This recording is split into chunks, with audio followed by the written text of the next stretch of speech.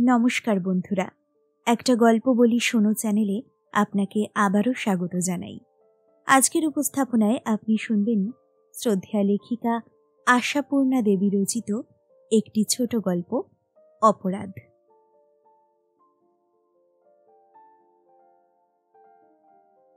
কাণ্ড দেখেছ, কাণ্ড দেখেছ, নীরেন কি লিখেছে? চায়ের পেয়ালাটা টেবিলে নামাইয়া দিয়া কল্যাণী বিস্মিত সুরে প্রশ্ন করে। নীরেন? রাঙা ঠাকুরপো? সে আবার তোমাকে চিঠি লিখেছে নাকি? কি লিখেছে? যা লিখেছে তা পড়ে তো চোখে সর্ষে ফুল দেখছি। ওমা, কেন গো, কি এমন লিখল? আর কি লিখেছে, এখানে ওদের সাহিত্য সম্মিলনী নাকি ঘোড়ার ডিম হবে, তাই আসছেন। কিন্তু নিজেদের বাড়ি থাকতে পরের বাড়িতে থাকবেন কি দুঃখে, তাই দয়া করে এই গরিবের কুঁড়েতে পদার্পণ করবেন। কল্যাণী পরেশের রাগের কারণ বুঝিয়াও হাসিয়া ফেলে, বলে, আপনার লোক আসবে, সে তো আনন্দের কথা, এত রাগ কেন তোমার? যাও যাও, বাজে বকো না। পরেশ চায়ের পিয়ালা তুলিয়া লইয়া আবার টেবিলে বসাইয়া দেয়। মাসের আজকে 23 তারিখ, তা জানো নাকি জানো না? খুব জানি, হাড়ে হাড়ে জানি। তা বলে কি হবে, আসবে বলেছে, বারণ করতে তো পারো না। কেন পারবো না? গরিবের অনেক কিছুই পারতে হয়। আমি লিখে দিচ্ছি সোজাসুজি। দল ছাড়া হয়ে এত দূরে থাকার চাইতে তোমার খাঁটি কলকাতাতে থাকাই সুবিধে। ধ্যাত, তাই কখনো বলা যায়? ওর নিজের সুবিধে অসুবিধে না ভেবে কি আর লিখেছে? তাহলে বুঝতে পারবে তোমার ইচ্ছে নেই। পারলে আর কি করা যাবে, চালাবো কি করে তাই বলো। যদি আমাদের মতো অবস্থার লোক হতো আলাদা কথা ছিল। ওরা কি চালে চলে তা জানো না তুমি। দুনিয়ায় যে দুঃখ কষ্ট অভাব অভিযোগ আছে সেই কথা যেন মানতেই চায় না। হ্যাঁ জানি, ও বাড়ির কাকার বাড়িতে গিয়েছি তো 2-1 বার। নতুন বউ ছিলাম তখন। কি সুন্দর বাড়ি, কি চমৎকার সাজানো, কত গয়না খড়িমার। তেমনই কি সুন্দর অহংকার, কি চমৎকার লম্বা চাল। নতুন খুড়ি আমাদের মা জেঠিমার সঙ্গে ভালো করে কথাই বলতেন না, বুঝলে? কল্যাণী হাসিয়া বলে, সেই রাগ আছে এখনো? রাগ মোটেই নয়, তবে মনে আছে এই পর্যন্ত। অবশ্য নীরেন সোরেন বরাবরই ভালোবাসে আমাদের, কিন্তু ওই যা বললাম, দারিদ্র জিনিসটা কি সেটা জানে না বলেই বোধহয় নেহাত অবুঝ। আমাদের খাওয়া পড়া চালচলন দেখলে মিনিটে মিনিটে অবাক হবে, এই আর কি। কল্যাণী মিনিট খানেক চুপ থাকিয়া বলে, কদিন থাকবে?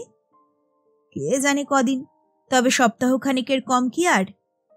এতক্ষণ পরে সর পড়িয়া যাওয়া ঠান্ডা চাটা তুলিয়া লইয়া এক নিঃশ্বাসে শেষ করিয়া ফেলে পরেশ। মুখ দেখিয়া মনে হয় নিমের পাচন গিলিয়াছে বুঝি। কল্যাণী খানিক পরে ঘুরিয়া আসিয়া আবার বলে, দেখো, বারণ করে দেওয়াটা কি ঠিক হবে? যতই হোক জ্ঞাতি, এই নিন্দেটুকু চিরদিন রয়ে যাবে। লোকলজ্জা বলে একটা কথা আছে তো। আছে, তা পরেশও যে জানে না এমন নয়, কিন্তু নিজের পকেটের অবস্থা কল্পনা করিলেই যে হাত পা ঠান্ডা হইয়া আসে তার। মাসের শেষের 7-8টা দিন কিভাবে যে চলে একমাত্র ভগবান জানেন। কল্যাণী তো লোকলজ্জার দোহাই পাড়িয়া নিজের বুদ্ধি বিবেচনার প্রমাণ দিল, কিন্তু বিবেচনার আরও একটা দিক কি নাই? পরেশের সারা মাসের সমগ্র সংসারের খরচ, নীরেনের 1 মাসের সিগারেট খরচা হওয়াও বিচিত্র নয়, হয়তো আরও বেশি। তাহাকে ডাকিয়া আনিয়া 7 দিন চালানোই কি সোজা? কিছুটা অন্তত সৌষ্ঠব করিয়া চালানো।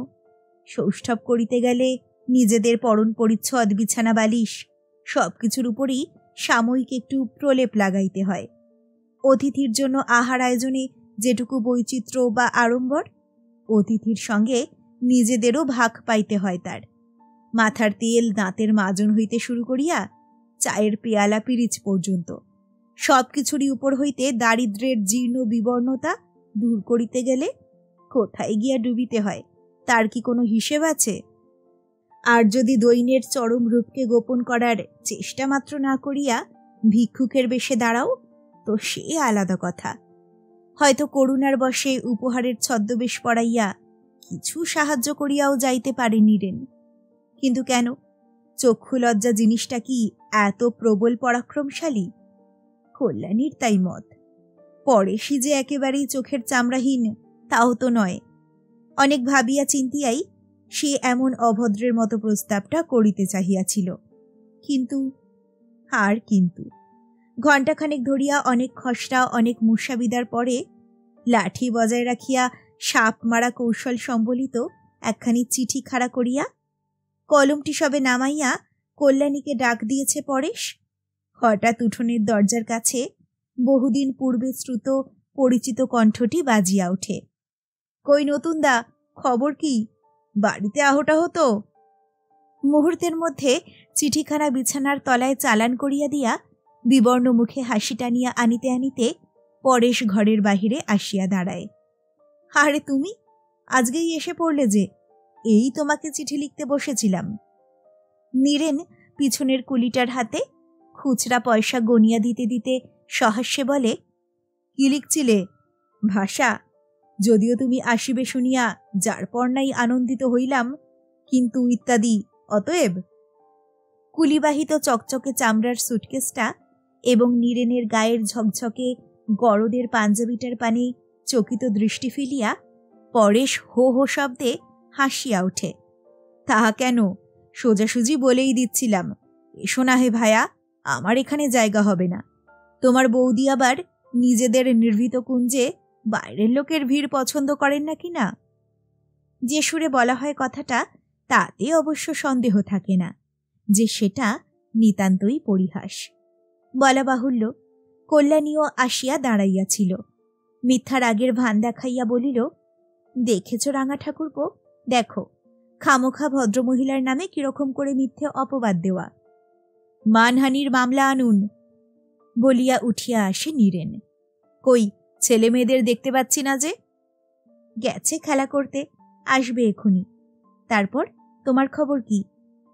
আমাদের খবরের জন্য তো ঘুম হচ্ছে না আপনার। নেহাত প্রাণের টানে এসে পড়লাম তাই। ইস, নিজের কাজ না পড়লে আসতেন যে। হয়েছে হয়েছে, ঝগড়া টগড়া সব তোলা থাক। এখন সকলের আগে এক পেয়ালা চা আনুন দেখি। চা? এক পেয়ালা চা? আকাশ হইতে আছাড় খাইলে কেমন লাগে? হীরের আংটি, গরদের পাঞ্জাবি আর 52 ইঞ্চির ফরাসডাঙ্গার ধুতি পরা এই সুকান্তি ভদ্রলোককে কোন পেয়ালায় চা দেবে কল্যাণী? মোটা মোটা যে গোটা 3-4 পেয়ালা আছে বাড়িতে, তার সবগুলোরই যে হাতল ভাঙা। পিরিচি বা কই? প্রস্তুত হইবার অবকাশ মাত্র না দিয়া এরকম অভব্যের মতো আসবার কি প্রয়োজন ছিল নীরেনের?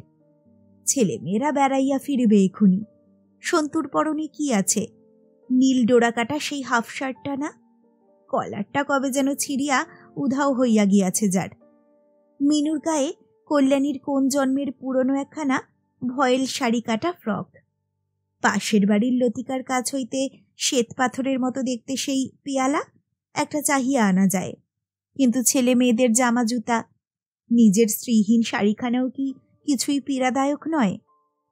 চিন্তা বাতাসের চাইতেও নাকি দ্রুতগামী। পলকের মধ্যে কত কী তো ভাবিয়া ফেলিল কল্যাণী। তবু কত অজস্রই বাকি থাকিল। হীরের আংটি আর 52 ইঞ্চি ধুতির মালিকটি রহিয়াই গেল যখন। মিনিটে মিনিটে নতুন বিপদ আসিয়া দেখা দেয় নতুনতর দুশ্চিন্তা। প্রতি পদক্ষেপে, প্রতিটি আচরণে কি নিদারুণ লজ্জা। নীরেন অবশ্য চাল ফলায় না, কিন্তু তার স্বাভাবিকত্বটুকুও যে পরেশের চোখে রীতিমতো চাল। গায়ের রক্ত নিংড়াইয়া প্রাণপাত করিয়া যে আয়োজনটুকু করিয়া আনে পরেশ, সংসারের হাড়ভাঙা খাটুনির মধ্যে কত কষ্টে কত যত্নে কল্যাণী যা পাতে তুলিয়া দেয়, সেই মহামূল্য জিনিসগুলো কি অনায়াসে অবহেলাতেই পাতের নিচে ফেলিয়া দেয় নীরেন। সন্দেশ রসগোল্লার মতো দুর্লভ বস্তুই কিনা আধখানা খাইয়া বাকিটা জলের গ্লাসে ডুবাইয়া দিতে কিছুমাত্র দ্বিধা করে না নরেন। এই 3-4 দিনের মধ্যে 3 দিন এই মর্মান্তিক দৃশ্য দেখিতে হইয়াছে পরেশকে। অসহ্য হইয়া আজ সকালে তো বলিয়াই ফেলিল পরেশ। ফেলিবার প্রয়োজন কি? ছেলেমেয়েরা কি আর কাকার পাতে খাইতে পারে না? নীরেন তার উত্তরে পাতে খাওয়ার অপকারিতা সম্বন্ধে লম্বা একটা লেকচার দিয়া বসিল। অবশ্য নীরেনের সামনে মান বাঁচাইতে ছেলে মেয়েদের ভাগ্যেও উক্ত দুর্লভ বস্তু এক আধটা যে না জুটিয়াছে এমন নয়, কিন্তু সে তো তাতল সৈকতে বাড়ি বিন্দু মাত্র। তাছাড়া এক মুঠা পয়সা দিয়া কেনা জিনিস ফেলিয়া দেওয়া। মিষ্টান্ন যে আবার অতি মিষ্টত্বের অপরাধে পরিত্যাজ্য হইতে পারে, এ কথা পরেশের ধারণার অতীত নয় কি? নোনতা খাবার কল্যাণী নিজের হাতে ভাজিয়া দিল। এ একদম দালদার ব্যাপার দেখছি, বলিয়া একেবারে উঠোনে। যতই হোক, পশ্চিম হইতে আসিয়াছে নীরেন, কাজেই কলকাতার সবই ভেজাল মনে হয় তার কাছে। ফেলিয়া দিয়া অবশ্য ক্ষোভ করিল বিস্তর, কিন্তু সে ক্ষোভটা নিতান্তই সমাজ জীবনের দুর্নীতিজনিত ক্ষোভ।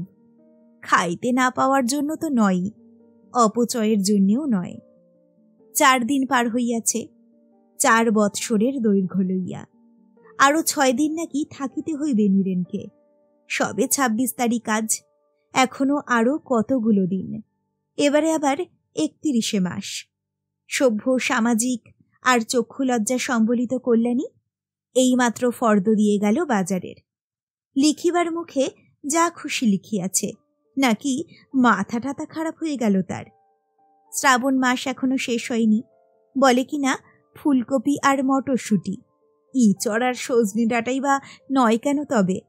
মাংস, ডিম, ফুলকপি, মটরশুঁটি, বড় কই মাছ, অনেকগুলো বাগদা চিংড়ি, লাউ আর নারকেল, কিশমিশ, আলু বখরা, কত রকমের ফিরিস্তি। এখানে এই শহরতলির বাজারে পাওয়া যাইবে না জানা কথা, কিন্তু কলিকাতার বাজারে লোক পাঠাইলে ঠিকই পাওয়া যায়। কিছু বকশিস দিলে লতিকার চাকরি আনিয়া দিতে পারে। অমনি তার সঙ্গে চিনি পাতা দই ও সামান্য কিছু রাবড়ি। এটা কি হয়েছে? পরেশের কণ্ঠস্বর যতই চাপা হোক, ক্রোধটা ধরা পড়ে। শঙ্কিত কল্যাণী বলে, কি? এই ফর্দ? এ কি আমার শ্রাদ্ধের ভোজের ফর্দ হয়েছে? চমকাইয়া মুখ তোলে কল্যাণী। এ কি, এমন রূঢ় কথা তো জীবনে উচ্চারণ করে না পরেশ।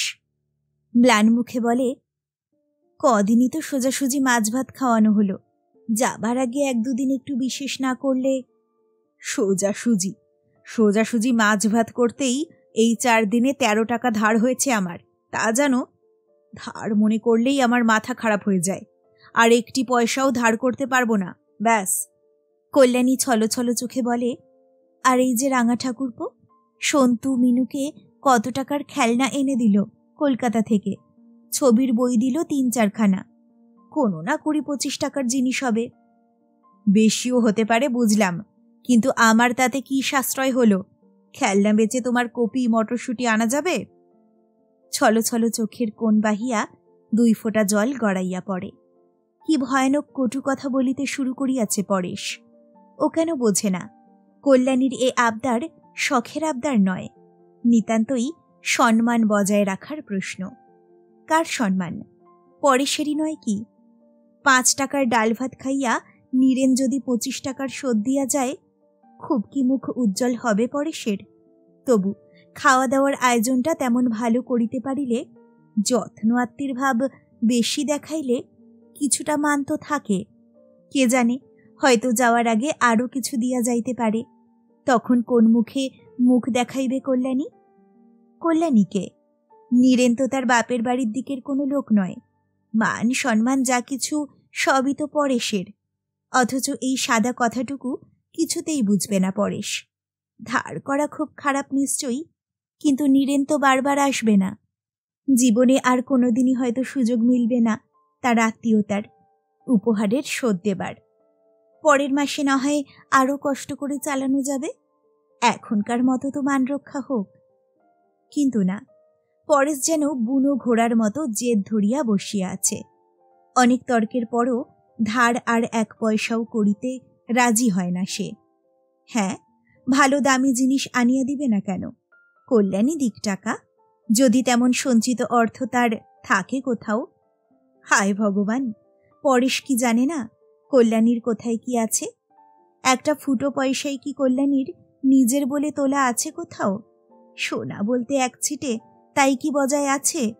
সন্তুর টাইফয়েডের সেবার রাং রত্তিটুকু গেছে যে। তবু রাগে দুঃখে একটা অবিমৃষ্যকারিতা করে বসে কল্যাণী। বলে, বেশ, তুমি ধার করো, এখন শোধ দেব আমি। বটে নাকি? তা বেশ, ভালো ভালো।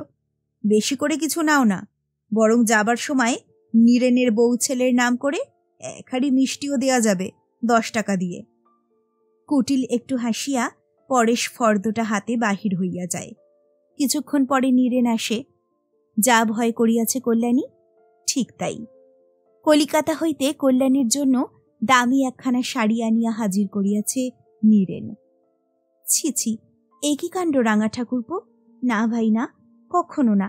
এ শাড়ি নিতে পারবো না আমি। শুধু শুধু কেন তুমি এত খরচা করবে? নীরেনকে কথায় হারানো সহজ নয়। রাগ করে না, হেসে বলে, শুধু শুধু মানে কি? অর্থের সার্থকতা তো নারীর অঙ্গে। ধরুন, এই টাকায় যদি আমি ট্রাউজার করিয়ে আনতাম, তাকিয়ে দেখত কেউ? আর শাড়ি কিনে শুধু নিজের চোখের সুখী তো নয়, পছন্দের তারিফটা উপরি পাওয়া। আচ্ছা বলুন তো, পছন্দ আছে কিনা আমার? খুব আছে, কিন্তু যাকে মানায় তাকেই দেওয়া উচিত। আমি কখন কোথায় বা যাচ্ছি? দামি শাড়ি নিয়ে করব কি? এ তুমি রাঙা বউয়ের জন্য নিয়ে যাও। আহা, তোমার রাঙা বউকে তো জীবনে একখানিও ভালো শাড়ি দিইনি। শত দুঃখেও হাসি পায় কল্যাণীর। বলে, দেবেই তো, জীবন ভরই দেবে। আরে বাপু, সে তো বলা বাহুল্য। তাই বলে সাধ হলে জীবনেও আর কারুর জন্য একখানা শাড়ি কিনতে পারবো না, এরকম কোনো লেখাপড়া আছে? কিন্তু সত্যি রাঙা ঠাকুরপো, এটা নিতে মোটে মন সরছে না। তাই না হয় সাধারণ 8 পৌরে শাড়ি দিতে একটা। দায় পড়েছে, নাই দিলাম। তোমার দাদা কিন্তু রাগ করবেন নাকি? তা ভালোই তো, 2 মুঠো চাল বেশি নেবেন। এ মানুষের সঙ্গে কে তর্ক করবে? তোমাকে নিয়ে আর পারা যায় না। গছাবে তবে ছাড়বে, আর কি। এই, এতক্ষণে যে চিনতে পেরেছেন আমাকে, এর জন্য ধন্যবাদ। রাত্রে কল্যাণী পরেশকে দেখায় শাড়িখানা। সোনালি জরিপার, তাবিজ পার, টাঙ্গাইল শাড়ি। ভাবিয়াছিল পরেশ রাগ করিবে, কত তর্ক করিতে হইবে। কিন্তু ব্যাপারটা হইল অন্যরকম। বাহ, বেশ কাপড় বলিয়া 1 মিনিটের মধ্যে পাশ ফিরিয়া ঘুমাইয়া পড়িল পরেশ। যেন কল্যাণী শাড়ি পাইয়া আনন্দে গদগদ হইয়া উঠিয়াছে। অতএব তাহার আর গ্রাহ্য করিবার কিছু নাই। কল্যাণী সামনে যাই করুক, দয়া করিয়া যে নীরেনের সামনে বিরক্তি প্রকাশ করে না পরেশ, এই ঢের। বরং খুব হাসি খুশি করিয়াই কটা দিন কাটে। কল্যাণীর মনের মতো করিয়াই আয়োজন করিয়া আনে পরেশ। দিব্য হইচই করিয়া খাওয়া দাওয়া হয়। সন্ধ্যার পরে জ্যোৎস্নায় বেড়াইতে যাওয়া হয় সপরিবারে। শহরতলির এই অঞ্চলটা কলকারখানা বহুল হইলেও রাত্রে মনোরম দেখায়। পুলকিতা কল্যাণী বলে, এতদিন রয়েছি এখানে, রাত্রে যে বেড়ানো যায় এ কিন্তু ভাই কখনো জানি না। আশ্চর্য! আচ্ছা নতুন দা, এতে তো আর পয়সা খরচ হয় না, বেরোলেই পারো। কিপটে বলিয়া পরেশকে যখন তখন ঠাট্টা করে নরেন। সংসারের যা কিছু ত্রুটি ধরা পড়ে সবই পরেশের কুড়েমি আর কিপটেমির ফল বলিয়াই ধরিয়া লইয়া হাসাহাসি করে কল্যাণীর সঙ্গে। পরেশ যা উত্তর দেয় সেটাও সরস। যাইবার আগের দিন কিন্তু কিছুতেই আর কল্যাণীকে হাসানো গেল না। কি যেন এক মামলায় হারিয়া সর্বশান্ত হইয়াছে সে, এমনই ভাব। বাকপটু নীরেনের সদা তৎপর সরস পরিহাসগুলো যেন অকেজো হইয়া ফিরিয়া আসে। শেষ পর্যন্ত পরেশকে বলিতে হয়, কি গো, তোমার যে দস্তুর মতো বিরহ লেগে গেল। পরিহাস বটে, তবু কিছু কি ঈর্ষা জড়ানো আছে? কিন্তু কথাটা কি নিতান্তই পরিহাসের? রুক্ষ একঘেয়ে জীবনে এতটুকু সরসতার প্রলেপি কি কম মূল্যবান? যাক, তাই বলিয়া বিরহটা এত জোরালো হওয়া উচিত নয় যে মানুষটা উপস্থিত থাকিতে থাকিতেই বিরহের বাষ্পে কণ্ঠরুদ্ধ হইয়া কথা বন্ধ করিয়া দিবে। এটা যেন নিতান্তই বাড়াবাড়ি। একে মন খারাপ রহিয়াছে কল্যাণীর। পরদিন আবার ঘটিল একটা বিশ্রী ঘটনা। সোনার বোতাম শুদ্ধ সিল্কের শার্টটা পরশু না কবে যেন দালানের আলনায় রাখিয়াছিল নীরেন। এমন তো প্রতিদিনই রাখে। খোঁজ করিতে গিয়া দেখে জামা আছে, বোতাম নাই। অথচ ঝি চাকর বলিতে কিছুই নাই কল্যাণীর সংসারে। খোয়া গেল বোতাম জোড়াটা, আর ঠিক সেইটাই যেটা নীরেনের বিবাহের আশীর্বাদী জিনিস। সারা সকাল সারা বাড়ি তোলপাড় করিয়া বেড়ায় পরেশ। সম্ভব অসম্ভব সকল জায়গায় খুঁজিয়া খুঁজিয়া হয়রান হইয়া পড়ে। পরেশের বাড়ি বেড়াইতে আসিয়া ক্ষতিগ্রস্ত হইল নীরেন, এটা যেন পরেশেরই কি এক অপরাধ। কল্যাণীও চিন্তাক্লিষ্ট ম্লান মুখে নীরবে কাজকর্ম করিয়া যায়। নীরেন নিজে কিন্তু খোঁজাখুঁজির মধ্যে যায় না, গুম হইয়া থাকে। বড় বেশি যেন বিচলিত দেখায় তাকে। কি যেন অগাধ ক্ষতি হইয়াছে তার, অথচ সামান্য একজোড়া বোতাম। ভরি ডেরেকের বেশি সোনা নেই যাহাতে। এটুকু ক্ষতি সত্যিই এমন কিছু মারাত্মক নয় নীরেনের পক্ষে। বিবাহে পাওয়া জিনিস বলিয়াই কি? খুঁজিয়া খুঁজিয়া শেষ পর্যন্ত হাল ছাড়িয়া দেয় পরেশ। প্রায় কাহিল হইয়া বসিয়া পড়িয়া বলে, না, কোথাও পাওয়া গেল না। আশ্চর্য। আশ্চর্য হবার কিছুই নেই, নীরেন গম্ভীর মুখে বলে। জানতাম পাওয়া যাবে না, মিথ্যে খাটলে। তার মানে কি নীরেন? আহত স্বরে পরেশ বলে। তোমার কথার টোনটা তো ভালো নয়। তোমার কি কোনো সন্দেহ হচ্ছে? সন্দেহের কথা হচ্ছে না। জামায় পরানো বোতাম রাতারাতি উড়ে গেলে খাটের তলা ট্রাঙ্কের পিছনে খুঁজে বেড়ানো নিহাত বাজে খাটুনি। এই কথাই শুধু বলছি আমি। পরেশ ক্রুদ্ধ গম্ভীর স্বরে বলে, দেখো নীরেন, গরিব হলেই ইতর হয় না। যাক, খুব শিক্ষা হলো। শিক্ষা আমারও কিছু কম হলো না নতুনদা, তবে দুঃখের শিক্ষা। যাক, অভিজ্ঞতার মূল্য সর্বদা দিতে হয় বই কি। কিন্তু অনুরোধ করছি, আর অনর্থক খোঁজাখুঁজি করে বেশি শো করো না। তুমি কি তাহলে বলতে চাও? আমি আর এক তিলও কিছু বলতে চাই না। দয়া করে এ আলোচনা বন্ধ করো নতুনদা, আর ভালো লাগছে না। দ্বিতীয় কোনো কথা না বলিয়া কোথায় যেন বাহির হইয়া যায় নীরেন। নীরেন বাহির হইবা মাত্র পরেশ রান্নাঘরের দরজায় আসিয়া ভীষণ মুখে বলে, তোমার সঙ্গে কথা আছে, শুনে যাও। কি কথা? ভারী ক্ষীণ লাগে কল্যাণীর কণ্ঠস্বর। কাল যে 32 টাকা দিলে, কোথায় পেয়েছ সে টাকা? ছিল। ছিল? কিন্তু এমন কোথায় ছিল বলতে পারো যে এতদিন ধরে এই সংসার রাক্ষসীর হাঁ থেকে বাঁচিয়ে রাখতে পেরেছ? লতিকার কাছে রেখেছিলাম। কল্যাণী, তাকাও আমার দিকে। মুখ তোলো, তোলো মুখ। ছি ছি কল্যাণী, এত ইতর হয়ে যেতে পারো তুমি? এ যে কল্পনার বাইরে। উহ, মাত্র বড় মুখ করে বলে এলাম নীরেনকে, গরিব হলেই ইতর হয় না। দুই হাতে চুলের মুঠি চাপিয়া ধরিয়া টানতে থাকে পরেশ। রাগে শিরা ওঠা রক্তচক্ষু ভীষণ দর্শন মুখখানা দেখিয়া পরেশ বলিয়া চেনা শক্ত। তুমি কি মনে করেছ আমি? আবেগে থরথর করিয়া পাংশু ঠোঁট দুইখানা কাঁপিয়া ওঠে কল্যাণীর। আমি? শুধু আমি? যার জিনিস চুরি গেছে সেও কি মনে করতে বাকি রেখেছে? ওহ ভগবান, কি মনে হচ্ছে জানো কল্যাণী? কারখানা থেকে আর যেন ফিরতে না হয়, মেশিনের দাঁতে আটকে বয়লারের মধ্যে পড়ে গিয়ে যেমন করে হোক এই ঘৃণ্য জীবনের শেষ হয়ে যায় যেন। বলিতে বলিতে নিজেকে যেন আর সামলাইতে পারে না পরেশ। ঘৃণা ও ধিক্কারের তীব্র তিক্ত কটু কথায় যত কিছু ভাষা জানা ছিল তাহার সবগুলি উচ্চারণের পরে ঊর্ধ্বশ্বাসে কারখানায় ছোটে। কলের বাঁশি বাজিয়াছে কি আজ? পরেশ তো চলিয়া গেল। নীরেন সেই যে গেল, আর ফিরিল না নাকি? ফিরিল বই কি। যাত্রার আয়োজন করিতেও তো আসার প্রয়োজন আছে কিছু। তাছাড়া আরও একটা প্রয়োজন কি নাই? বিদ্রুপের ছলে কল্যাণীকে দু একটা কথা শুনাইয়া দিবার ইচ্ছেটাকে দমন করিতে পারে না কিছুতেই। বেশি কথা নয়, শুধু এইটুকু, শ্রদ্ধা করিয়া ভালোবাসিয়া কেউ একখানি শাড়ি উপহার দিলে তোমার গ্রহণ করিতে আত্মসম্মানে আঘাত লাগে। কেমন লাগে না শুধু এইভাবে উঞ্ছবৃত্তি করিতে? স্ত্রীলোক মাত্রই কি অভিনেত্রী? কল্যাণী, কিশোরী বালিকার মতো সহজ সরল কল্যাণী, অন্তত নীরেনের ধারণা ছিল তাই। সেই কল্যাণী যেন আকাশ হইতে আছাড় মারিয়াছে নীরেনকে। চোখ বুজিয়া অস্বীকার করিবারও পথ রাখে নাই যে। সরল শব্দটার অপব্যবহার করিয়া কাজ নাই। ঘরের মেঝে অপরাধের প্রমাণপত্র ফেলিয়া রাখিয়া যে নিশ্চিন্ত চিত্তে ঘুরিয়া বেড়াইতে পারে, মূর্খ বলাই উচিত তাহাকে।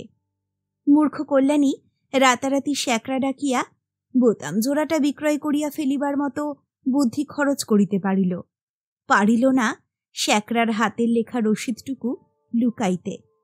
রাবণ রাজার মতো নিজের মৃত্যুবান সযত্নে তুলিয়া রাখিল নিজেরই ঘরে। অবশ্য সযত্নে রাখা ছাড়া উপায় ছিল না। আপাতত পুরা টাকাটা শোধ করে নাই বলিয়াই বোধ করি শ্যাকরা মহোদয় এটুকু কল্যাণীর কাছে রাখিয়া গিয়াছিল। পরেশের খোঁজাখুঁজির তছনছ কাণ্ডে বাহির হইয়া পড়িয়াছে। পকেট হইতে সেই প্রমাণপত্রটুকু বাহির করিয়া লয় নীরেন। কিছু না, কেবলমাত্র কাগজটুকু কল্যাণীর সামনে মেলিয়া ধরিয়া প্রশ্ন করিবে, এ বস্তুটা কি? দেখা যাক কল্যাণীর দিক হইতে বলিবার মতো কি আছে। জিভের আগায় কয়েকটা শ্লেষ মিশ্রিত কঠিন ভাষা সাজাইয়া লইয়া রান্নাঘরের সামনে আসিয়া দাঁড়ায় নীরেন।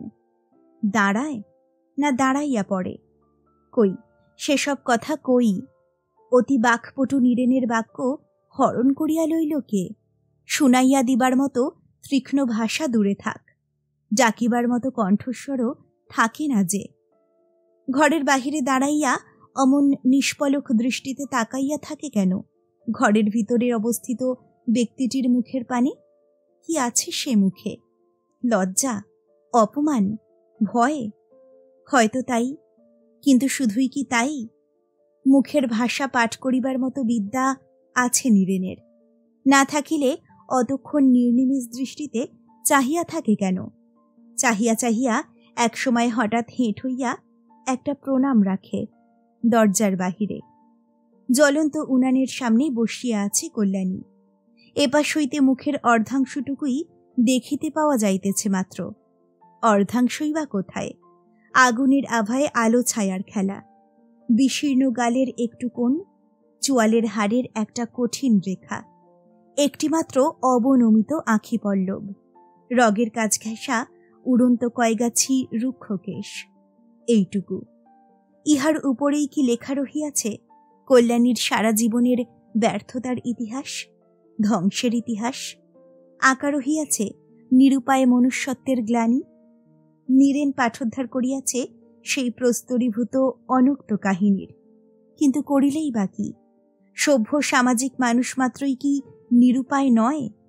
নীরেনের কি উপায় আছে সেইটুকু জানাইয়া যাইবার?